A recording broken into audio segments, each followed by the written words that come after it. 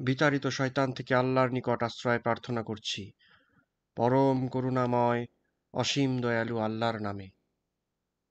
পড়ুন আপনার পালনকর্তার নামে, যিনি সৃষ্টি করেছেন মানুষকে জমাট রক্ত থেকে। পড়ুন আপনার পালনকর্তা বড়ই অনুগ্রহশীল, যিনি কলমের সাহায্যে শিক্ষা দিয়েছেন মানুষকে যা সে জানত না। বস্তুত নিশ্চয়ই মানুষ সীমা লঙ্ঘন করে থাকে, কারণ সে নিজেকে অভাবমুক্ত মনে করে। নিশ্চয়ই আপনার পালনকর্তার দিকেই ফিরে যেতে হবে।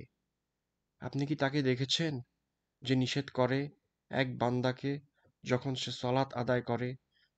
আপনি কি লক্ষ্য করেছেন যদি সে সৎপথে থাকে অথবা আল্লাহ ভীরুতা অবলম্বন করার নির্দেশ দেয়?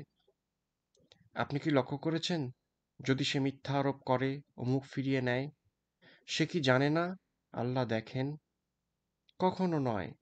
সে যদি বিরত না হয়, তাহলে আমি অবশ্যই তার মাথার সামনের চুলের গোছা ধরে হেঁচড়ে নিয়ে যাব, মিথ্যাবাদী পাপীর চুলের গোছা। অতএব সে তার সভাসদদেরকে ডেকে আনুক, আমিও ডেকে আনব জাহান্নামের প্রহরীদেরকে। কখনোই নয়। আপনি তার আনুগত্য করবেন না।